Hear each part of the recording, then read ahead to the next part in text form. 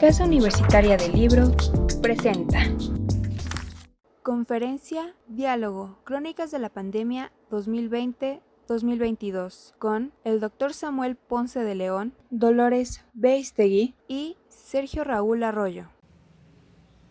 ¿Qué tal? Los saludamos desde la Casa Universitaria del Libro, donde vamos a tener este diálogo que convocan la Cátedra Extraordinaria Inés Amor y la Casa Universitaria del Libro en el contexto de la fiesta del libro y la rosa. Estamos en modalidad presencial aquí en la Casa Universitaria del Libro y también en línea a través de nuestra página de Facebook y la página de YouTube de la Cátedra Inés Amor. Pues tras 2 años de haberse declarado la pandemia COVID-19, la Coordinación de Difusión Cultural de la UNAM ha considerado necesario un recuento de lo sucedido en México en estos años. Una crónica que nos permita analizar y reflexionar sobre este momento inédito en el mundo desde distintas perspectivas. Si bien no podemos decir que la pandemia ha concluido, vemos cada tanto cómo surgen nuevas variantes y probablemente el virus seguirá mutando. Durante estos 2 años hemos vivido un tiempo de transformaciones importantes, tanto a nivel global como nacional y por supuesto en el ámbito individual. ¿Cómo ha sido esta experiencia? ¿Qué nos ha traído o qué nos ha dejado la pandemia? ¿Qué ha sido lo bueno, lo malo y lo peor de esta crisis? Para hacer un primer ejercicio de la crónica de estos 2 años, nos acompaña la maestra Dolores Beistegui, quien cuenta con una destacada trayectoria en el desarrollo conceptual y dirección de proyectos en el ámbito de la cultura, la radio pública, la promoción del comercio y la inversión. Ha encabezado instituciones culturales y artísticas como el antiguo Colegio de San Ildefonso, el Instituto Mexicano de la Radio, ProMéxico en Francia, y desde el 2011 se desempeña como directora general del Papalote Museo del Niño.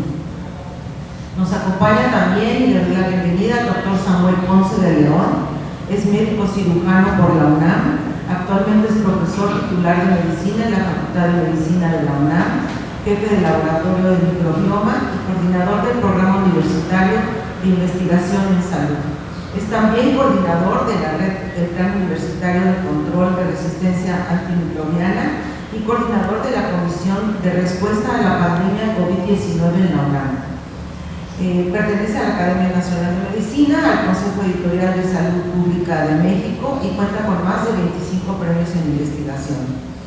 El doctor Sergio Raúl Arroyo, que también le doy la bienvenida, es licenciado en Etnología y director en Arte y Antropología por la Escuela Nacional de Antropología e Historia, y director del Instituto Nacional de Antropología e Historia del Sistema Nacional de Fonotecas, fundó y dirigió el Centro Cultural Universitario Tlatelolco de la UNAM y ha encabezado numerosos proyectos de restauración y recuperación del patrimonio mexicano.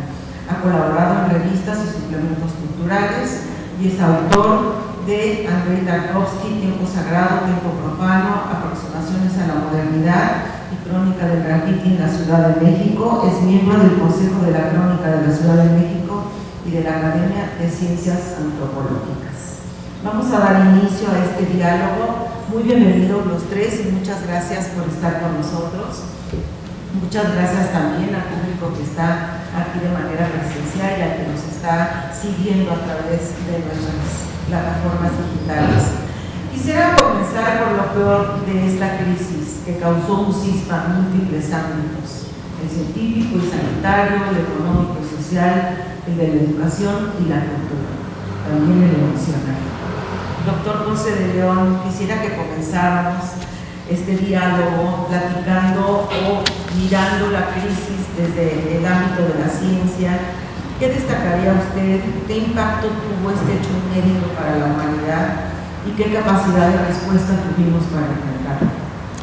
Muchas gracias. Bueno, quiero empezar destacando mi agradecimiento por tener la oportunidad de estar aquí con ustedes. Realmente es para mí muy interesante hacerlo en este momento, además en donde después de 2 años, como ya señalaba, el escenario que enfrentamos ante lo que continuó ocurriendo en la pandemia sí es muy diferente de lo que vivimos en 2020, en 2021, y nos da tiempo de respirar un poco, en ocasiones sin cubrebocas, como estamos haciéndolo ahorita, y en este momento, pues ciertamente empieza a hacerse necesario de alguna manera hacer una suerte de recuento de lo sucedido. Y la convocatoria para hacer la reflexión sobre lo bueno, lo malo y lo peor, pues ciertamente es muy interesante, y parto de señalar que ciertamente es difícil distinguir entre lo malo y lo peor, entendiendo además que desde mi punto de vista difícilmente hay algo bueno como consecuencia de la pandemia. Todo es malo, diría yo. Todo es malo porque lo que ocurre de súbito el 31 de diciembre de 2019 es la peor noticia que nos ha ocurrido en el último siglo. Es un evento catastrófico en donde podemos rescatar efectivamente algunas situaciones pues extraordinarias, las iremos enumerando, pero el golpe que se ha venido desarrollando a lo largo de más de 24 meses ha sido devastador, y yo diría que en el nivel más amplio posible de afectación de nuestra especie. No es una crisis sanitaria, es una crisis social del mayor impacto.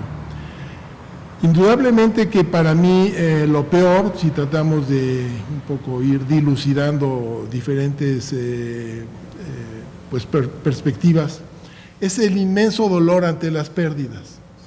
Las pérdidas de muy diverso tipo, desde luego la mortalidad, que ha sido terrible, con calculados para ahora casi 6,5 millones de muertos formalmente reconocidos en el planeta, pero que fácilmente pueden llegar a ser 20 o 30 millones de gentes que han fallecido directamente por la infección viral de una manera, pues, en alguna perspectiva inesperada, ¿no? El otro es el número de enfermos, también enorme, que formalmente se contabilizan en poco más de 500 millones, pero aquí sí podríamos llevar el cálculo a mucho más, a más de 5,000 millones de gentes que se hayan infectado en algún momento en el planeta. Y podemos llevar las cifras a nuestro país, pero el hecho es que este es el más grave impacto, el número de muertes y el número de enfermos.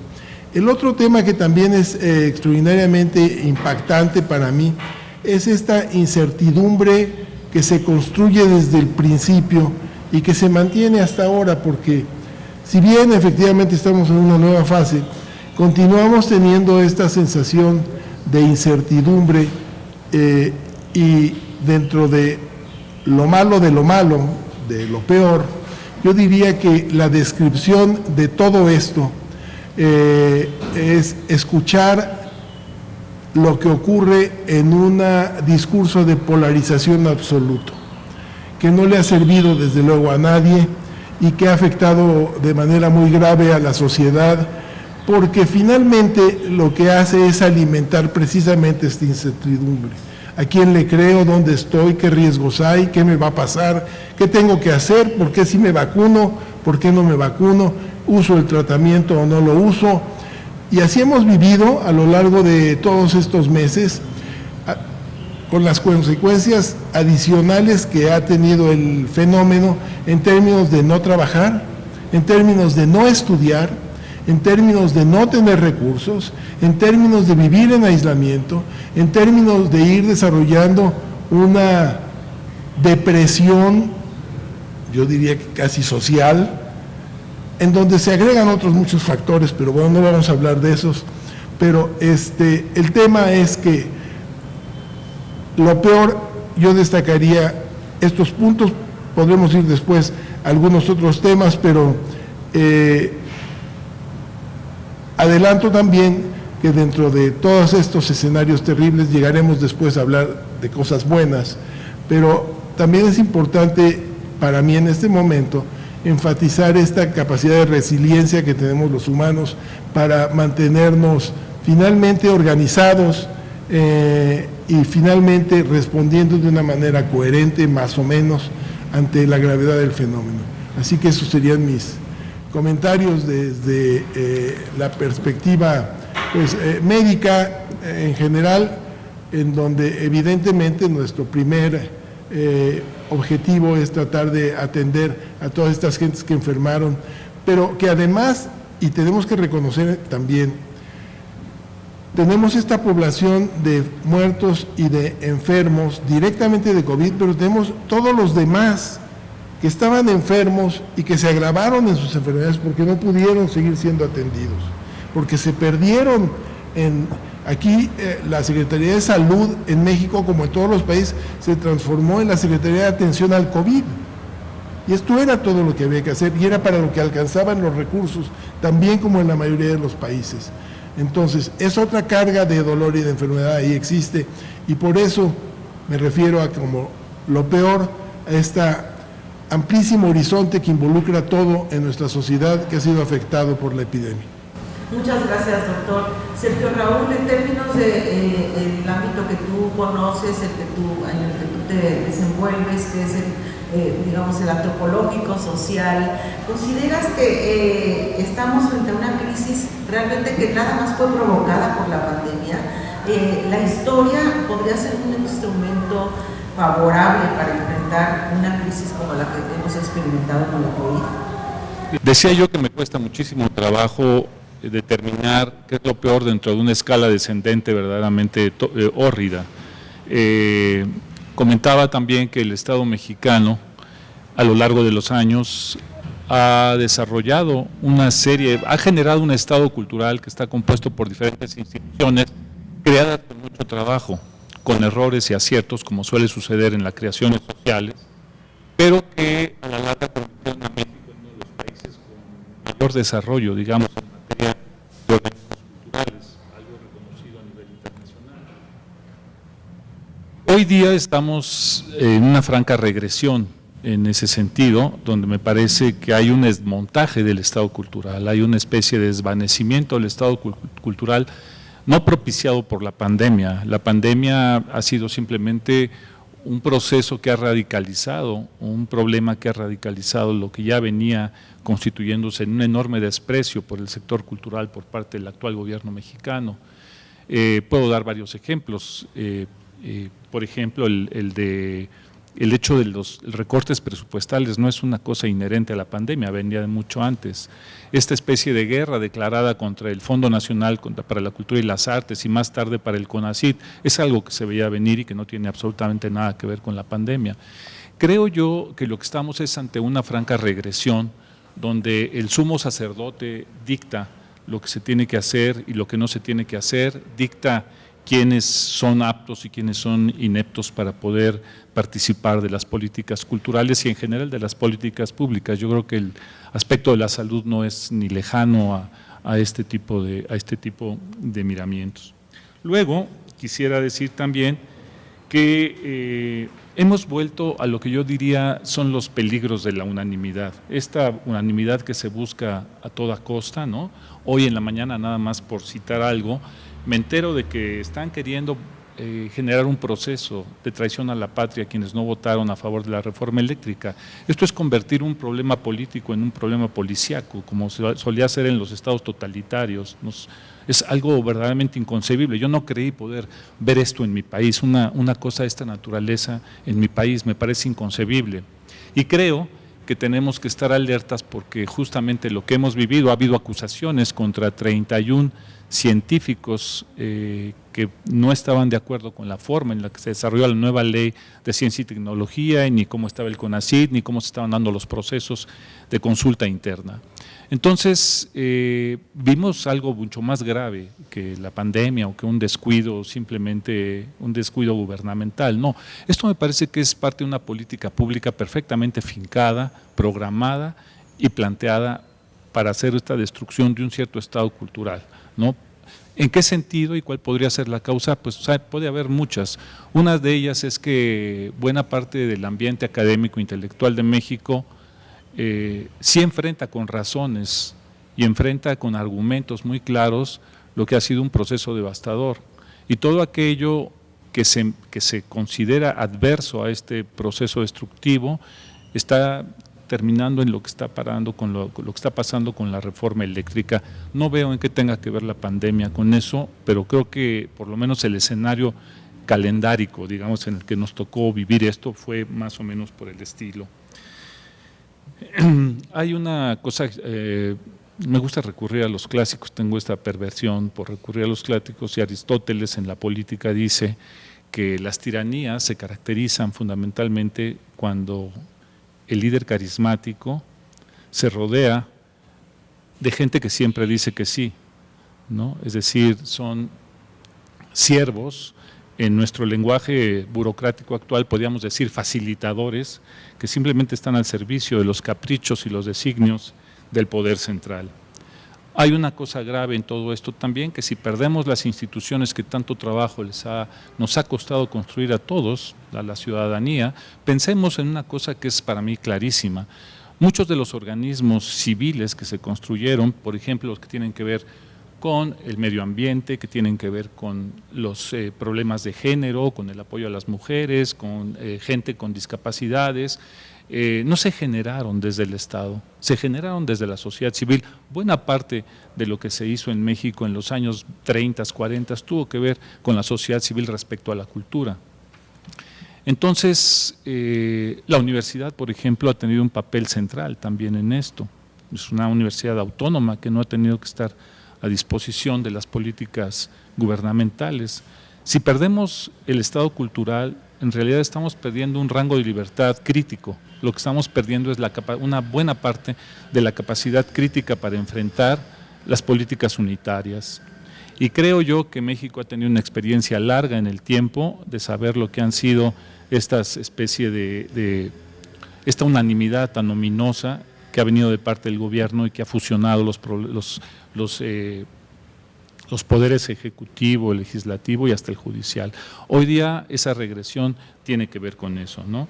Entonces creo que no podemos caer en las simulaciones simplemente de una política fallida por efectos de funcionalidad o por efectos casuísticos. Creo que tenemos que ver con la caída de una política que está perfectamente planeada y pensada. Dolores Beistegui, como ya dije, ha estado al frente de diferentes instituciones culturales. Dentro de tu experiencia, Dolores, ¿cómo has visto que la pandemia, esta emergencia,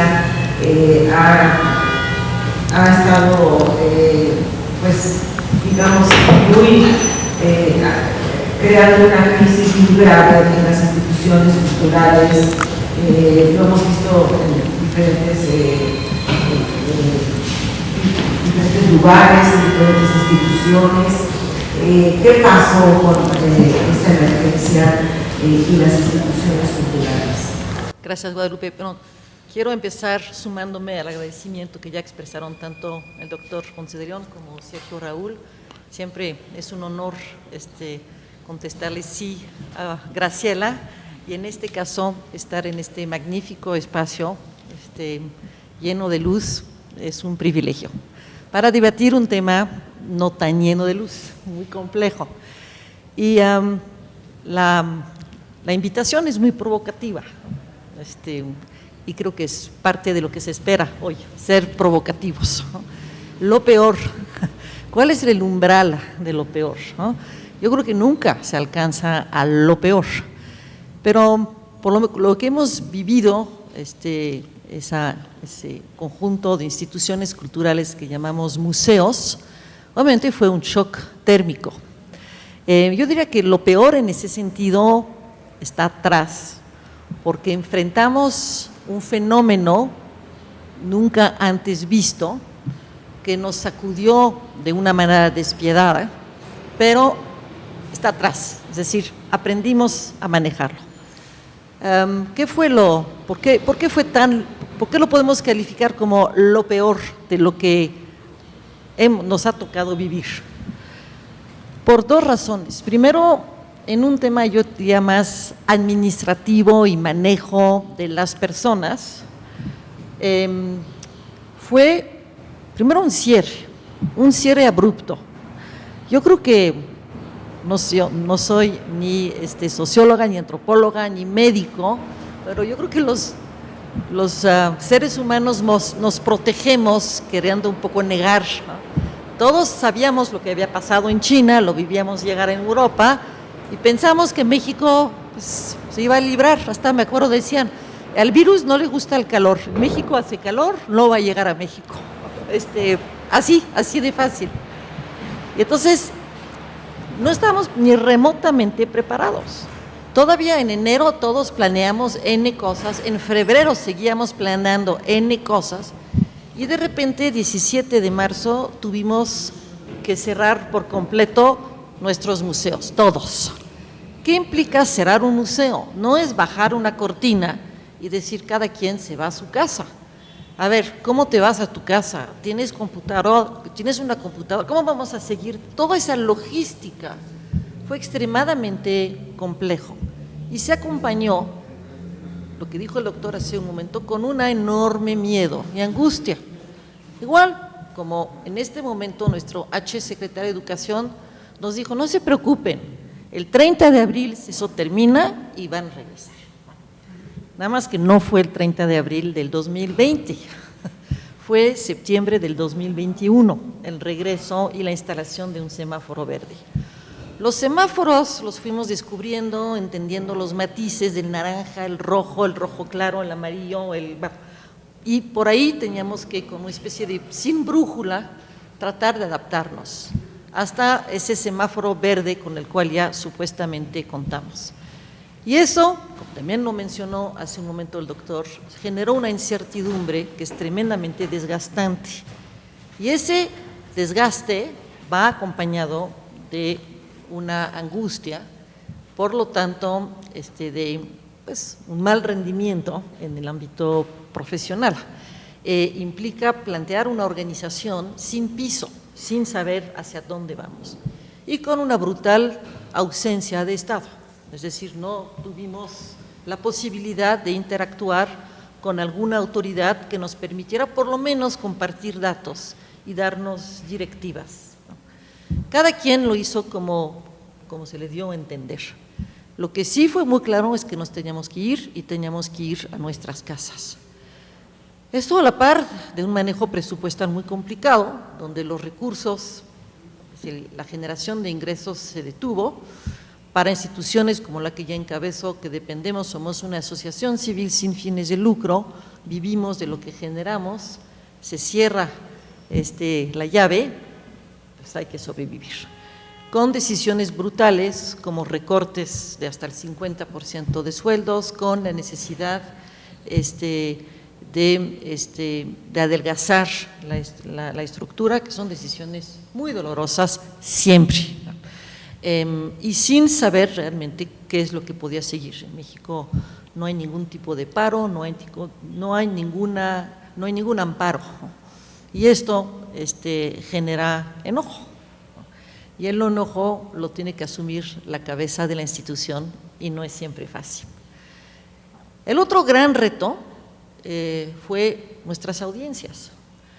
Teníamos que, de un día para el otro, seguir generando una oferta, pero para una audiencia, un público que estaba viviendo lo mismo que estamos viviendo nosotros como seres humanos frente a una circunstancia brutalmente angustiante. Y estar acompañado por la muerte, por el miedo y por la angustia. Y contestar preguntas como ¿cómo puedo manejar los miedos de mi nena de 7 años? ¿Cómo hago con mi hijo que ya no duerme? Los niños dejaron de dormir y cuando los papás tienen que convivir en una casa con niños que ya no duermen y tienen que trabajar porque tienen un Zoom a las 8 de la mañana, esto generaron tensiones que nunca antes habíamos vivido. Nuestra obligación como museo es generar ese diálogo más cuando es un museo como Papalote, que trabaja con familias, con niños.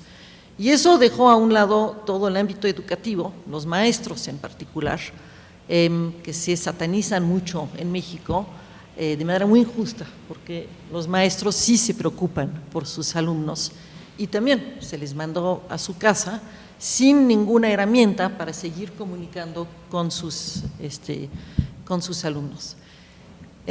Creo que entonces, estos escenarios de incertidumbre, de miedo, de enojo, de sentimiento de estar completamente perdidos sin brújula, los fuimos manejando, aprendimos, nos organizamos y creo que pudimos, por lo tanto, vencer lo peor. Nos toca hablar de lo malo y por supuesto hablaremos de lo bueno, porque yo sí soy enfermamente optimista y creo que lo peor sí genera lo bueno. Gracias. Gracias, Dolores. Sí, ciertamente nos tocó vivir lo peor de la pandemia a través de nuestras familias, ¿no? También, más allá de lo que sucedía a nivel federal, de las instituciones, pero también a nivel particular, las familias, los niños. Doctor Ponce de León, usted mencionó que fue más una crisis, o está siendo más una crisis social que sanitaria. En el ámbito de la educación, ¿qué implicó esta pandemia? ¿Cómo lo vivimos desde la universidad? Bueno, pues implicó en principio una pérdida que intentará remediarse y tendremos que ver en el tiempo qué tan efectivos somos resolviendo esta situación. Porque como describía a Dolores, hubo una súbita interrupción de todas las actividades y aquí destacaría un elemento que considero fundamental dentro de los temas, ya entraríamos un poco al territorio de lo malo, no de lo peor, ¿verdad?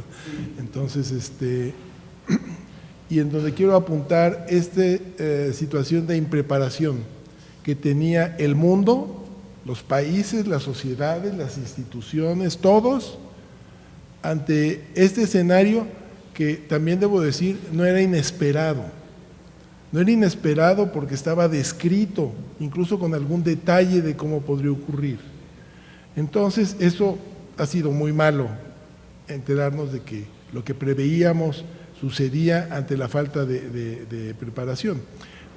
Y en el sector educativo, yo diría que quizás en términos de mantener actividades educativas, la universidad, y yo diría que en general los niveles de educación más altos, son los que menos sufrieron, todos sufrieron, no quiero minimizar ningún sector, todos sufrieron, pero los que se vieron menos afectados por esta capacidad que se puede desplegar, afortunadamente ahora, a través de medios y de redes y de conexiones a través de Zoom y de diferentes sistemas de comunicación, que no existen para el nivel de educación preescolar o primario, quizás existieron para algunos focos muy aislados de escuelas privadas, diría yo fundamentalmente, pero armar eso para una situación así no ocurrió. Y entonces lo que vamos a tener son estos 2 años o casi 3 años de suspensión de este aprendizaje, que no es solo a través de los libros o de las tareas o de las escuelas, sino de esta socialización que tienen los alumnos y que, insisto, va desde lo preescolar a primaria, secundaria, bachillerato yo un poco menos, y menos quizás desde luego en el posgrado y otras.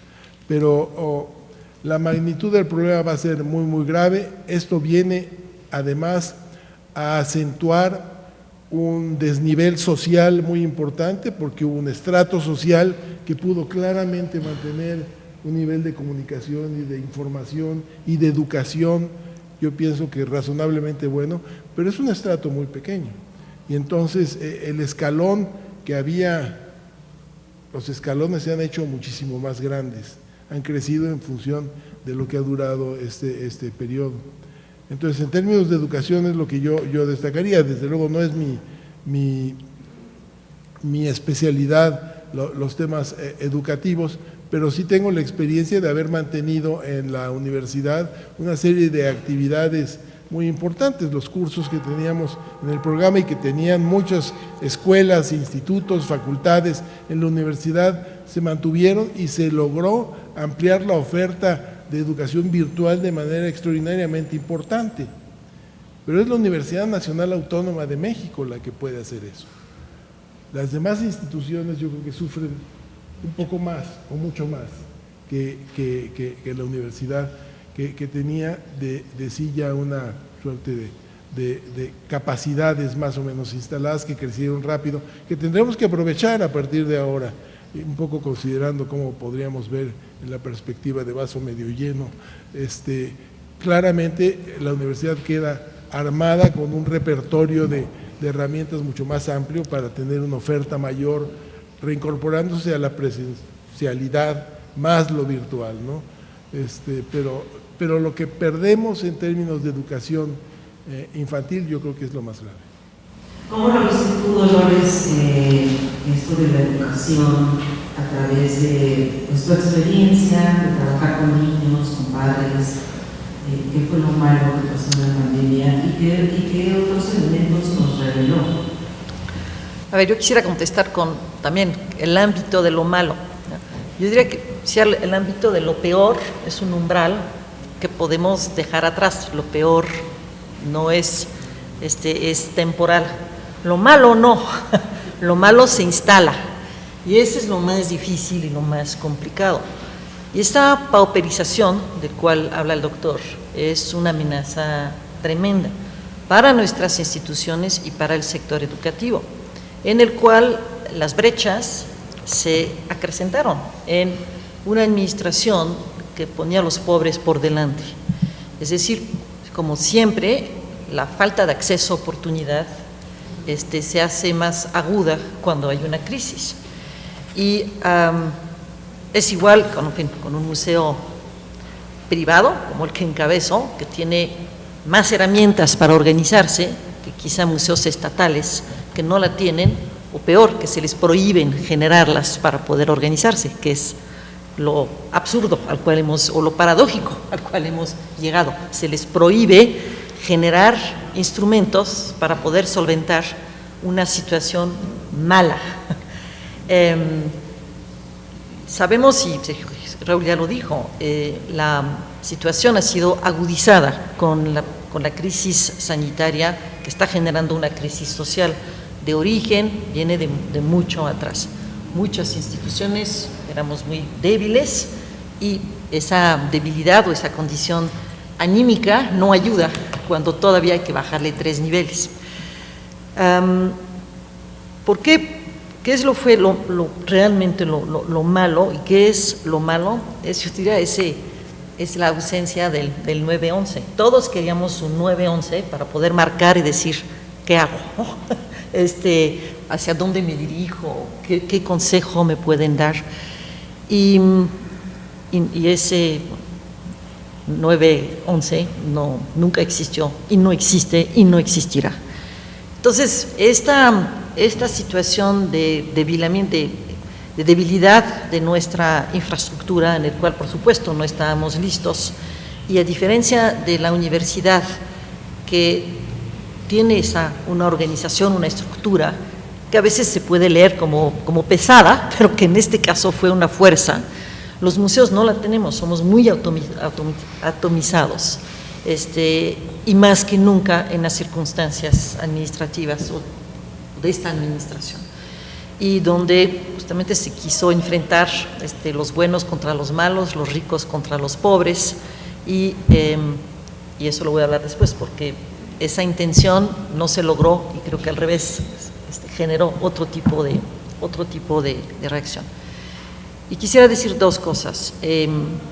Lo muy malo fue que dentro de una situación compleja, pero que tiene solución, porque cualquier problema siempre tiene una solución, se generó un proyecto que a todos nos ofendió profundamente, que fue el proyecto cultural Chapultepec. Nos ofendió, no voy a calificar si el proyecto es bueno o malo. En estas circunstancias, pensar en un proyecto de esta magnitud, en vez de voltear a ver a los heridos y conseguir sangre, porque es lo que necesitamos, se generó un frente dedicando un recurso que hubiera podido salvar vidas, y lo digo de manera metafórica, que son nuestras instituciones. Y esto generó una ira, y una ira que se transformó en un activismo virtuoso, que creo que lo hablaremos en lo bueno. Para contestar el tema de educación, yo creo que todavía no tenemos la capacidad, no tenemos el data para evaluar lo que está pasando. Perdimos 2 ciclos escolares completos. Dejamos los niños en el ciclo escolar del 2019, si fueron de vacaciones en el verano del 2019, regresan en septiembre y se les interrumpe brutalmente en el primer trimestre. El primer trimestre siempre sirve, sobre todo en educación básica, para reafirmar, repasar conocimientos adquiridos.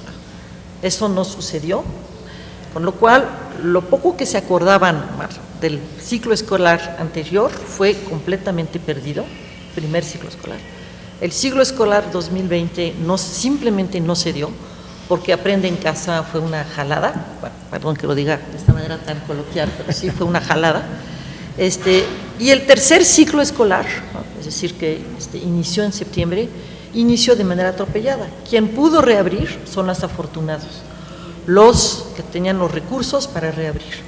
El vandalismo que vivieron muchísimas instalaciones, no únicamente en la Ciudad de México, en toda la República, es un tema grave, nos hemos hablado, es decir, crecimiento de la violencia en nuestro país, donde las comunidades no pudieron proteger un activo importantísimo que son sus aulas, y el vandalismo todavía no, en fin, las cifras no nos las comparten a qué números llegaron, pero los CENDIs, no sé si todos saben lo que son los CENDIs, bueno, en la Ciudad de México el 60% no pudieron reabrir en septiembre por esas razones. Están consiguiendo recursos y apenas se van a reabrir en un mes, es decir, un mes antes de que empiecen las vacaciones. Es demente. Entonces estamos hablando de un tercer ciclo escolar, y lo peor es que los niños tienen que regresar al ciclo escolar que dejaron, es decir, como si no hubiera pasado nada. Entonces, si dejaron el ciclo escolar en segundo de primaria y tenían que a tercero de primaria, donde supuestamente las habilidades cognitivas ya se consolidaron, un niño saliendo tercero de primaria tiene que saber leer y escribir, tiene que tener habilidades cognitivas básicas. Pues no las adquirió, porque lo dejó 2 ciclos escolares antes.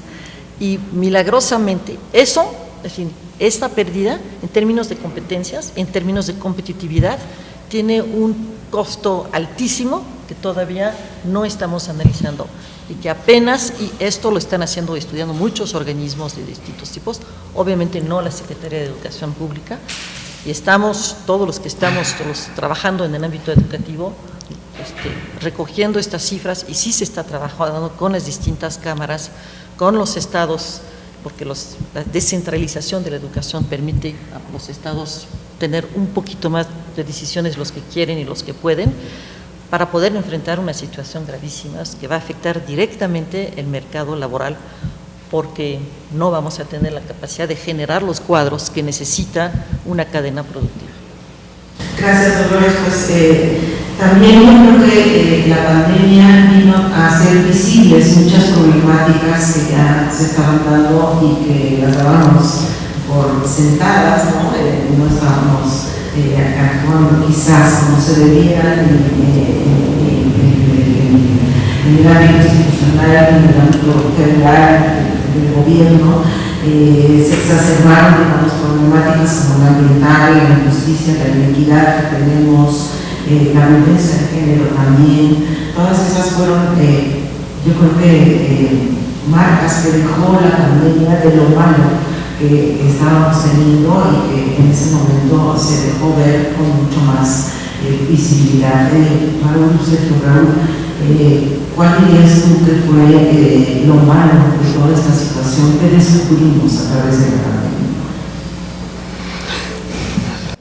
La verdad es que, insisto, ¿no? Me cuesta de verdad muchísimo trabajo hacer una clasificación de lo malo y lo más malo y lo menos malo.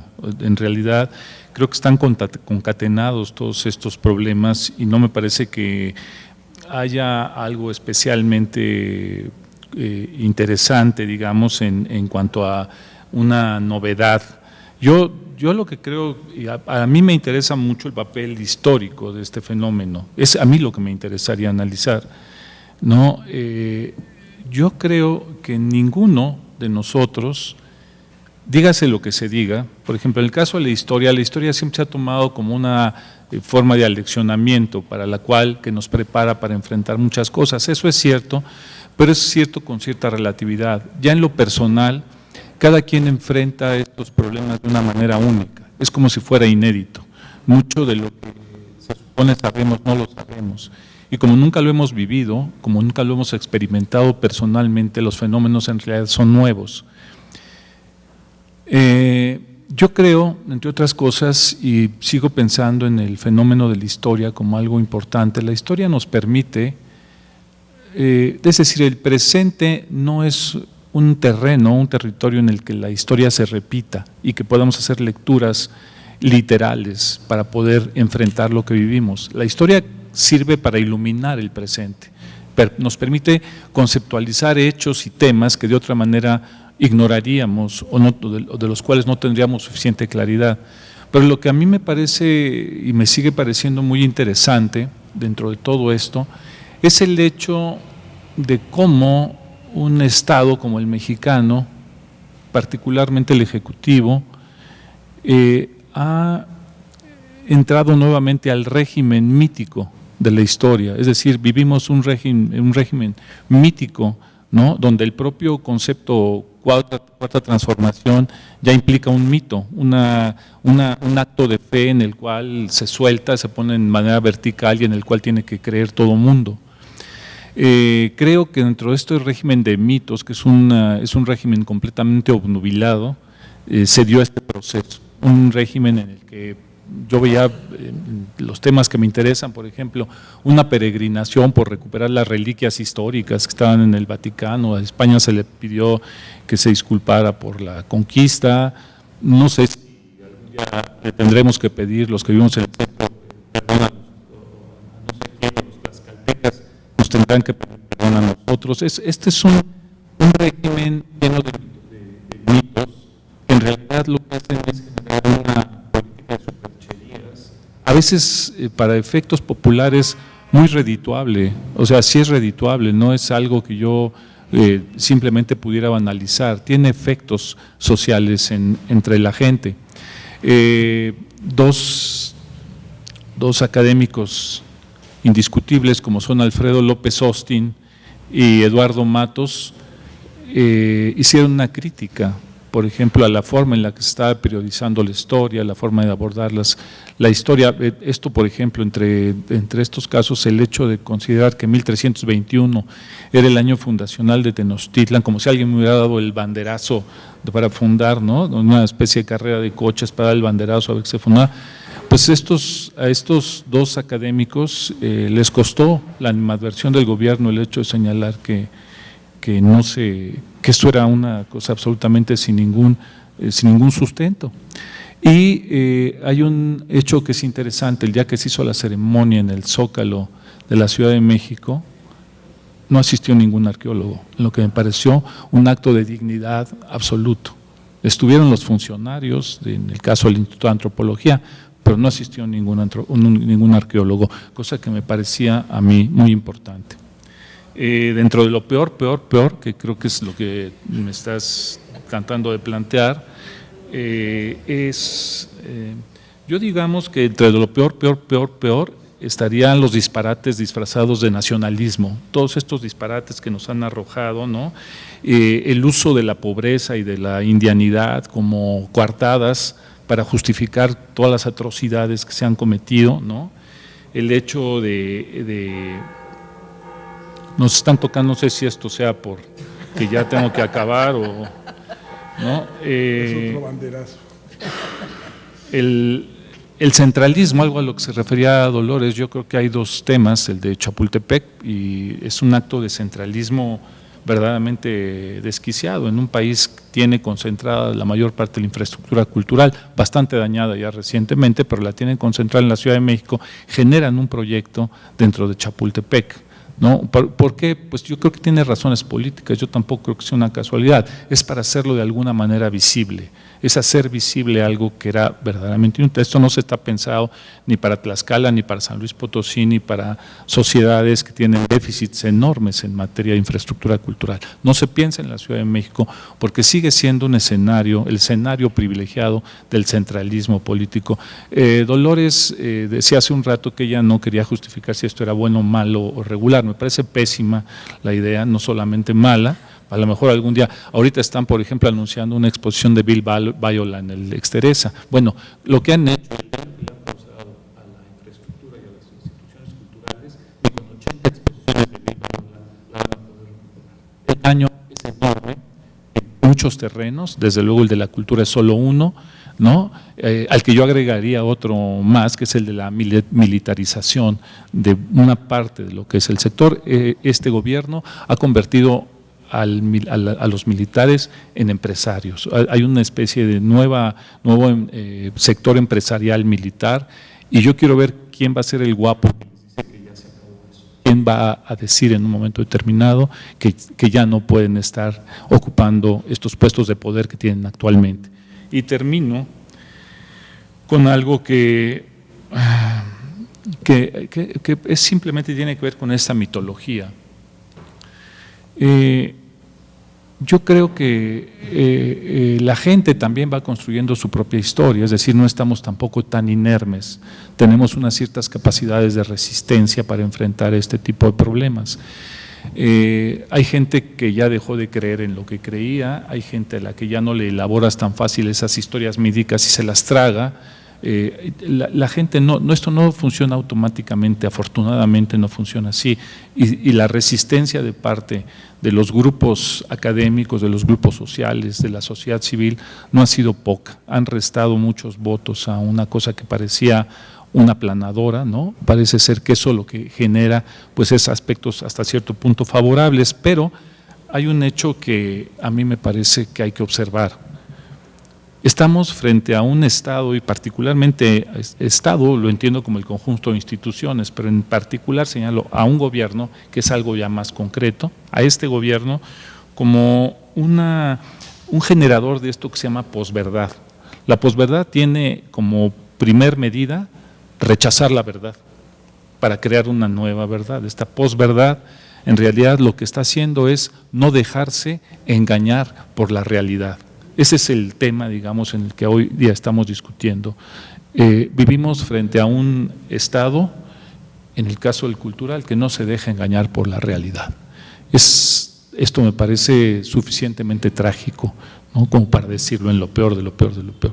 Quisiera enfatizar, antes de llegar a lo bueno, que uno de los temas malos ha sido, pues, no descubrir porque sabíamos, pero sí vislumbrar qué tan impactante es la eficacia de las redes sociales para mentir y para dañar, ¿no? Yo creo que ha sido uno de los temas que circularon y que siguen circulando. Conocer la influencia del movimiento, por ejemplo, antivacunas y anticiencia, que creció a lo largo de este tiempo y que se alimenta de muchos dichos de estos que me estaba señalando Sergio. Creo que es algo que también vale la pena subrayar como uno de los temas malos en este periodo. Sí, por supuesto que sí. Creo que también interesante lo que decía ahí Dolores acerca de esta parte de la situación de las redes sociales y cómo influyeron en la comunicación que hubo o la desinformación también que hubo durante la pandemia. Bueno, sí, no puedo decir mucho más de lo que ya se dijo, que es bastante letal. A ver, las redes sociales son armas de doble filo, ¿no? Ha habido todo ese movimiento de complotista y oscurantista dramático que obviamente aprovecha el miedo, ciertamente, la ignorancia y la imbecilidad. Luego, eso es un mal es un mal tremendo, que la imbecilidad, y muy antaño, ¿no? Hemos visto brotes de imbecilidad que no nos habíamos imaginado.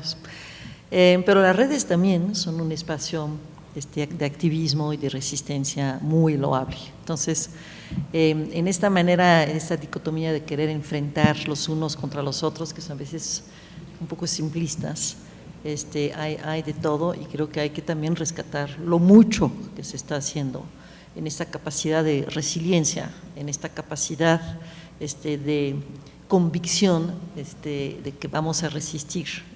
Sí hay una capacidad de resistencia en el sentido más profundo e inteligente, buscando recursos para enfrentar una amenaza y para estar absolutamente decididos a tener nosotros la última palabra. Sí, me parece también en ese sentido, Dolores, muy interesante cómo fue la reacción de las instituciones culturales para poder rescatar la oferta que tenía que darle al público a través de las plataformas. Creo que parte de lo bueno de la pandemia quizá pudo haber sido estos nuevos nichos que encontraron, sobre todo en las artes escénicas, pero también en lo que corresponde a los museos, y también que las artes fueron clave en el proceso de resistencia, de resiliencia durante el confinamiento. Las nuevas plataformas que se abrieron para la oferta cultural creo que representaron un valor añadido, una posibilidad de difundir la cultura. ¿Consideran que esto fue algo de lo bueno? Absolutamente, absolutamente. A ver, todos aprendimos a utilizar herramientas. Digo, Zoom se ha vuelto una especie de palabra cotidiana. Yo nunca había pronunciado esa palabra, nunca, creo, antes del marzo del 2020. No tenía conocimiento de esta herramienta. Y todos sus hermanos, hay muchos. Hoy día nos hemos vuelto, las usamos de manera muy familiar. Esta conversación la podemos compartir con un público que no vemos, pero que sabemos que nos escucha gracias a estas distintas herramientas. Entonces, ese ha sido un gran facilitador y hemos descubierto nuevas modalidades. Obviamente, la UNAM ha sido, no obviamente, la UNAM ha sido un gran protagonista, y la cátedra Inés Amor, por supuesto, en un espacio de diálogo, de conversación importantísimo. Pero también hemos visto que el curso que organizamos antes presencial, donde no se había ocurrido que tenía que ser otra cosa que presencial, lo hacemos y se han permitido multiplicar las audiencias, y creo que no hay una sola organización que no lo esté viviendo. En el caso de Papalote pasamos a 1 millón y medio de usuarios, cuando nuestro aforo en la Ciudad de México es aproximadamente 600,000 personas al año. Entonces, y eso no va a desaparecer, se va a mantener. Entonces, esos son aprendizajes extraordinariamente interesantes, con las distintas modalidades, con los errores que se cometieron y que se van corrigiendo, pero creo que son aciertos. Vimos la necesidad de tener espacios de diálogo. Lo que mencionaba hace un momento, ese estado que desapareció, no existe, que impidió estos espacios de reflexión. La UNAM lo propone de manera constante en distintas modalidades, y otras organizaciones también. Se han multiplicado los colectivos de una manera increíblemente, a mí me asombran y me maravillan. Seguramente a todos nos han invitado, pues, desde chavitos, y a mí me encanta ir, que no quieres participar, pueden apoyar, hay muchísimos formatos nuevos que se han creado, que muestran eso, la capacidad, el deseo de poder conversar, de poder escuchar, de poder analizar, de poder entender. No nos falta esa perspectiva histórica de la cual hablabas, pero sí por lo menos poder compartir desde prácticas, cosas muy utilitarias para hacer qué puedo hacer para tal, hasta grandes catarsis que también hacen falta.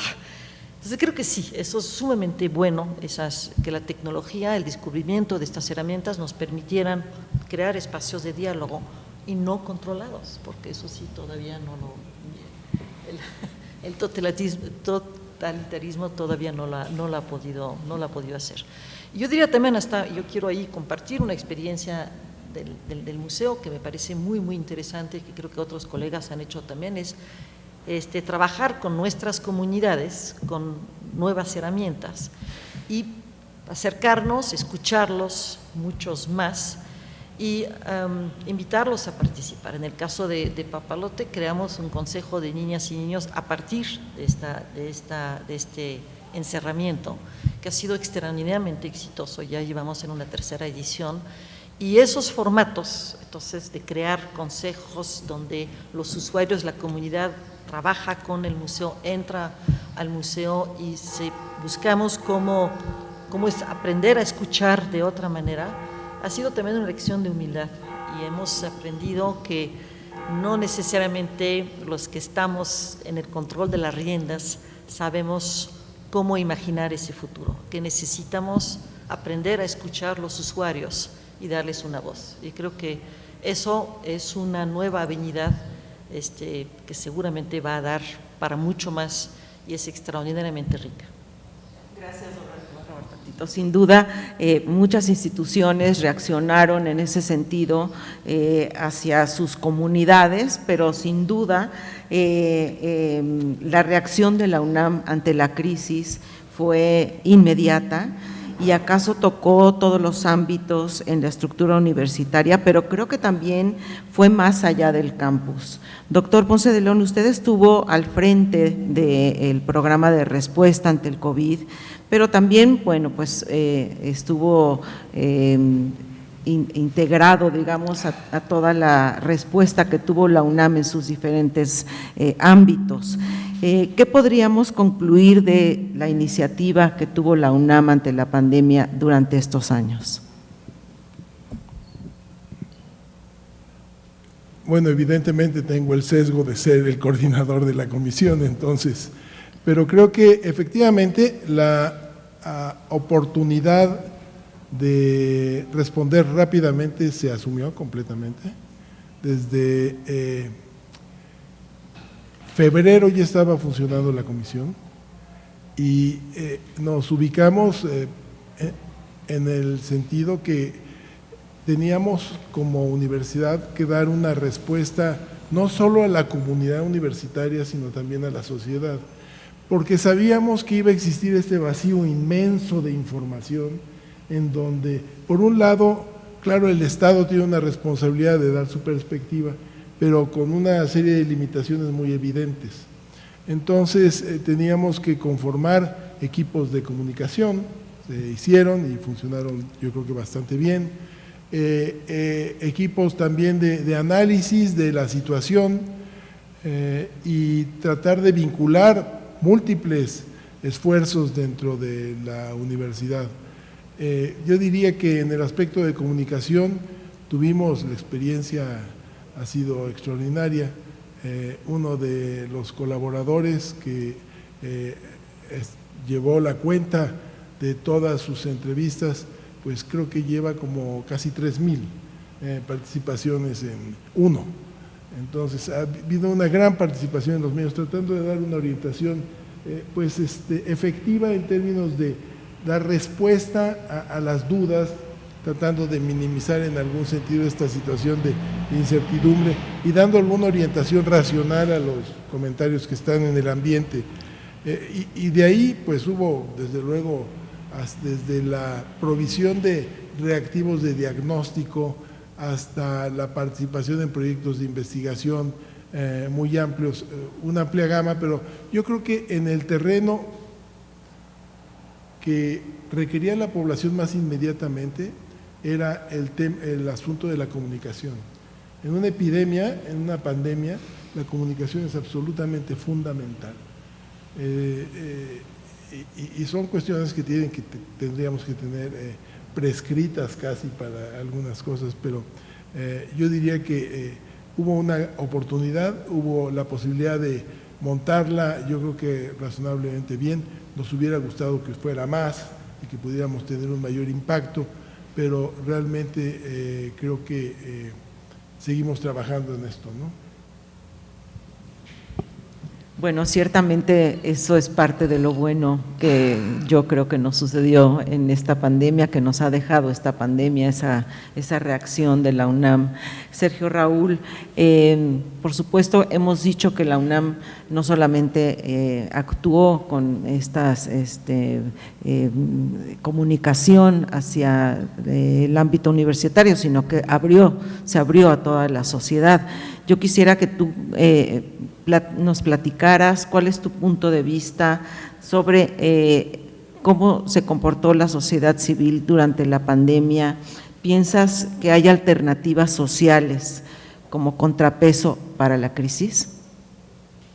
Sí, bueno, déjame decirte que no soy la mejor persona, la más indicada para dar respuesta a esto, porque he pasado yo del escepticismo al pesimismo. Entonces, antes era escéptico, hoy soy pesimista. Entonces, pero yo agradezco al doctor Ponce de León y a Lolita que me den ánimos para continuar en algo que a mí me parecía efectivamente devastador.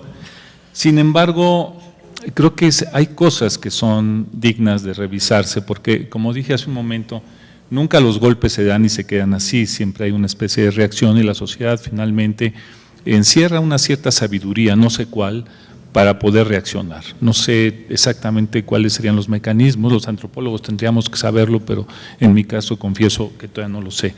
Sin embargo, hay cosas interesantes. Por ejemplo, hablamos del Internet. El Internet ha servido para cualquier tipo de vilezas, pero en realidad mi experiencia personal ha tenido que ver con que, desde luego, el gobierno saca 40,000 bots en un día, no tiene problema, hay gente que está trabajando. Yo además conozco, esto sí, yo conozco gente que ha trabajado para el gobierno y lanzan bots porque así para eso les pagan, ¿no? Circulan mentiras, circulan algunas verdades, no muchas, pero sí circulan algunas verdades. Se puede leer editorialistas de uno y de otro lado del mundo, ¿no? Hay cosas que son fantásticas. Y es lo mismo, me parece, nada más que, digamos, trazado o proyectado hacia la inmensidad, que sucede con la prensa tradicional, esta prensa escrita a la que frecuentamos mucho los de mi generación. ¿Qué pasa a veces? Tú compras un periódico, porque a veces sabes lo que vas a encontrar. Compras el periódico que más se ajusta al perfil político que tú tienes o al perfil, y si compras el deportivo, pues vas a estar con el periódico que le va al equipo que tú le vas. En el caso de la política no es muy distinto, es decir, yo ya sé quiénes leen La Jornada, ya sé quiénes leen el Universal, más o menos tengo una idea, no quiero decir que esto sea absoluto. Con el Internet no es muy distinto, sin embargo, el vértigo del Internet y el enorme trazo que tienen en cuanto a circulación de información es avasallador. Y sí creo que es un medio en el que tenemos que participar activamente todos desde nuestra propia posición, porque creo que es una forma de la democracia que no está hasta este momento regulada por el gobierno. Al rato ya no estoy seguro. Hay países que, como ustedes saben, han controlado el Internet porque precisamente circulan cosas que no quieren que se circulen. Pero en este momento el Internet para mí sí constituye un instrumento extraordinario de discusión, de crítica, de análisis, ¿no? En donde es un poco el retrato de la sociedad en la que vivimos y donde pasa un poco de todo. Luego, yo diría que México es un país con una tradición democrática muy frágil y muy pobre. En realidad, este cuesta arriba que nos ha llevado a la democracia, a la posibilidad de tener alternancias en el gobierno, es muy reciente. Y creo que es tan frágil que con un buen plumazo se pueden despachar al Instituto Nacional Electoral o hacer muchas maniobras políticas que pongan en riesgo esta incipiente democracia mexicana. Entonces, ¿qué diría yo?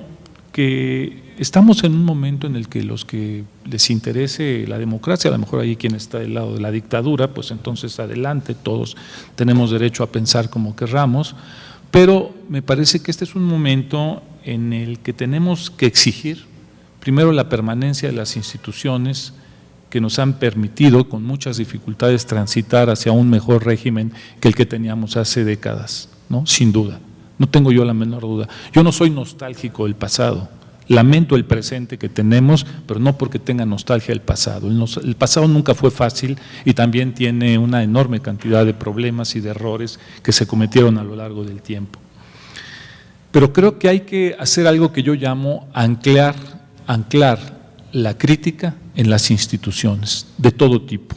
No se puede hacer una política democrática simplemente promoviendo votos sin ton ni son. La democracia toma un cuerpo real y firme en la medida que nosotros anclamos las voces críticas dentro de las instituciones. Hago una digresión breve. Cuando se pensó el Consejo Nacional para la Cultura y las Artes, hubo una discusión fuerte entre si debía ser un consejo o una secretaría de cultura. Se optó, me parece que sabiamente, por un consejo y dos figuras claves tuvieron que ver con eso. Una era Octavio Paz y el otro fue Gabriel Said. Dijeron, no, un consejo lo que permite es desarrollar políticas horizontales de discusión. Este consejo es un consejo de gente que puede tener una voz crítica en el contexto, no una estructura de gobierno vertical. La verdad es que el CONACULTA nunca funcionó horizontal, también lo digo, o sea, no quiero decir con esto que se hizo maravillosamente bien, y no, se hizo lleno de errores, pero se tuvieron grandes apoyos que no se habían tenido en toda la historia, apoyos inéditos para la creación de la cultura y las artes, en el terreno de la cultura y las artes. Y a las pruebas me puedo remitir. Muchas de las mejores novelas, de los mejores proyectos plásticos que se hicieron en este país se hicieron con apoyo justamente del FONCA. Ahora instituciones que son malditas, se han convertido en instituciones malditas porque no responden de manera literal a los designios gubernamentales. Lo mismo pasa con el CONACYT.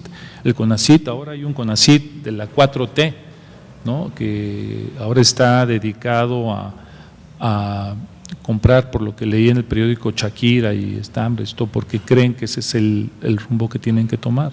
No estoy en contra para nada de eso. Yo creo que hay que apoyar al mundo indígena, pero no instrumentalizarlo, no utilizarlo para justificar la barbarie. Luego, mi única, esa lucecita mítica al final del camino, ¿no?, que es la que yo podría más o menos ver, tiene que ver precisamente con la sociedad civil, pero preguntarnos qué es esa sociedad civil. La sociedad civil en México tampoco es tan grande. Yo estoy seguro que lo que dice Lolita es un gesto esperanzador, esto que han surgido nuevas agrupaciones, colectivos, etcétera.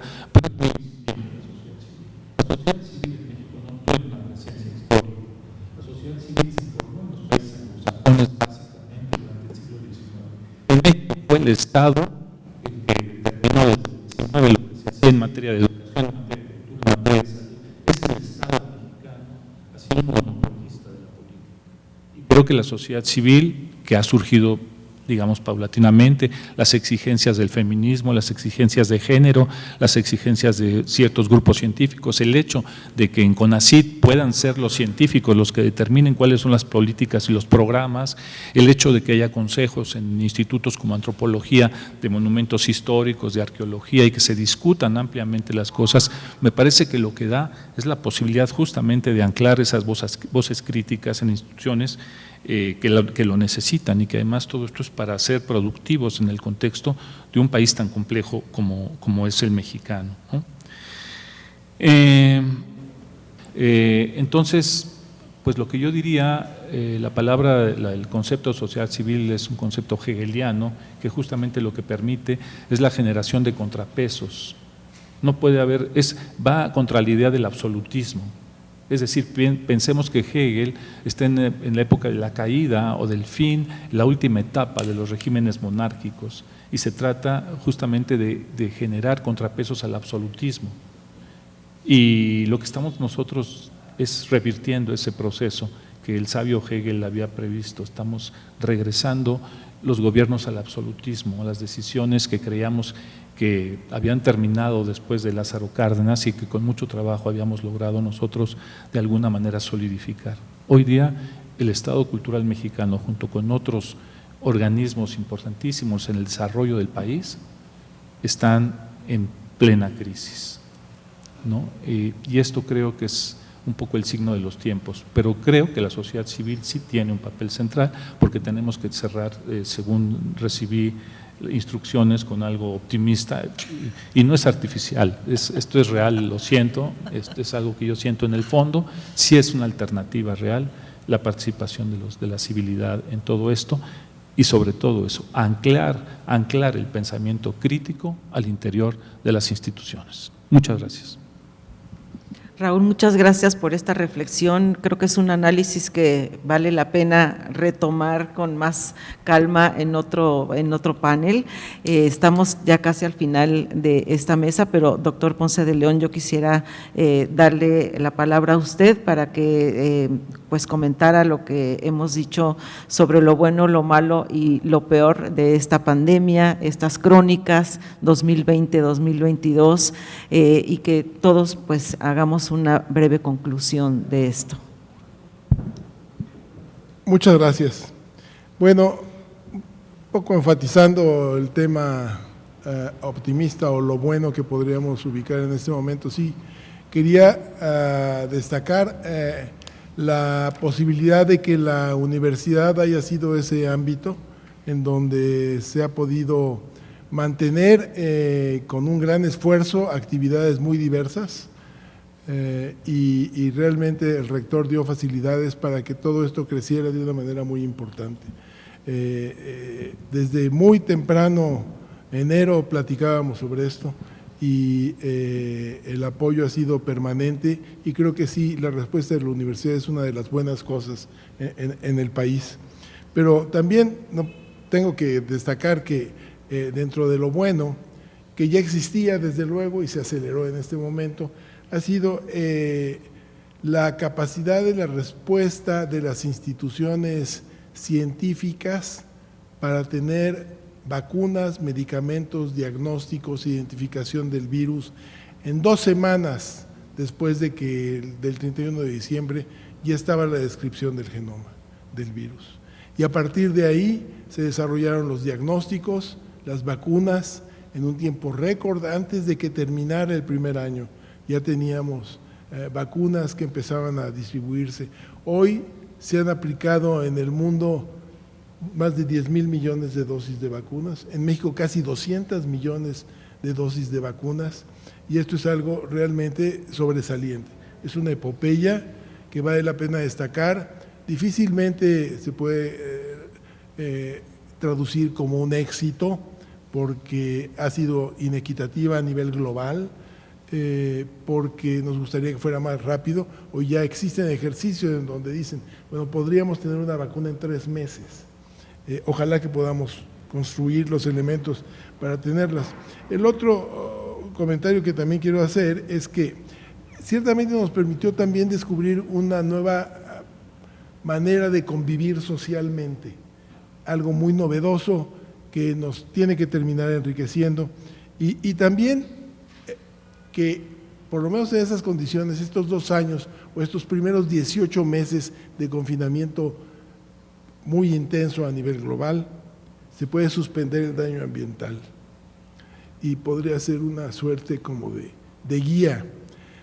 Claro que modificar tan rotundamente el proceso industrial es casi imposible de pensarlo ahorita, pero también debo decir que todo en este escenario de catástrofe, cambio climático y calentamiento global, son todavía más graves que lo que hemos vivido.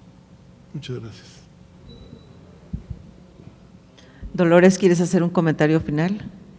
Sí, creo que una cosa que de cual no hemos hablado es de todos los que consumimos cultura, y al final el día vida. La respuesta desde que los espacios reabrieron están llenos de gente, es una realidad. Los restaurantes, los bares, muchos museos, muchas galerías, los teatros, y hay un apetito por querer regresar a la vida. Creo que es algo extraordinario de la resiliencia del ser humano, del cual hablaba el doctor Ponce de León al inicio de esta mesa. Es decir, creo que el apetito de vida es mayor que cualquier otro. Y eso nos da el ímpetu y la fuerza por seguir viviendo como queremos vivir. Y creo que los que estamos a cargo de la gestión cultural o que administramos espacios culturales, tenemos que ser muy receptivos a esas demandas. Las familias quieren convivir, las familias quieren tener estos espacios de socialización del cual fueron privados y que no nos damos cuenta hasta qué punto lo necesitamos, porque pues, lo teníamos, entonces simplemente no lo valorábamos. Y entonces al valorarlo sí se generó, yo estoy absolutamente convencida, un nuevo ánimo y me remito a las cifras que todos tenemos, donde vemos ese interés por escuchar, por participar, por estar, y creo que eso es una gran noticia. Muchas gracias, Dolores. Sergio Raúl, no sé si tengas algo más que comentar en este momento para ya despedir la mesa. Muy breve, ya para cerrar, pues simplemente decir que si perdemos las instituciones que nos hemos dado a lo largo del tiempo, entonces lo que nos queda es como una especie de revolcarnos en las ficciones, ¿no?, de un Estado que no tiene pies ni cabeza, y hacer nuestra vida en torno a las reliquias como si fueran estos los emblemas de un país que se está desmoronando a veces. Creo que efectivamente ¿qué busca la cultura? Finalmente, ¿para qué hacemos instituciones culturales o educativas? Pues lo que creo, por lo menos a mí me parece que se han creado para formar gente con un pensamiento crítico, gente capaz de pensar en su propia cabeza y reflexionar en torno a lo que le sucede, con toda la diversidad que eso supone, ¿no? Entonces yo creo que si perdemos estas instituciones y perdemos esta capacidad crítica y nos sumimos en esta especie de uniformidad indeseable, pues estamos destinados a eso, a revolcarnos entre ficciones y en un mundo que es un mundo que ya no nos va a pertenecer. Creo que hay muchísimas alternativas. México ha demostrado a lo largo del tiempo que es un país capaz tiene una enorme resiliencia para efectos de esto, pero creo que el daño ha sido muy grave en muchos terrenos. Pero creo que la participación del pensamiento autónomo y independiente en todo esto tiene que ser clave. Pues a nombre de la Cátedra Extraordinaria Inés Amor, a nombre de la Casa Universitaria del Libro, quiero agradecer esta participación del doctor Samuel Ponce de León, de Dolores Beistegui, del doctor Sergio Raúl Arroyo y al público que nos está acompañando también. Muchas gracias por estar con nosotros. Hasta luego. Gracias.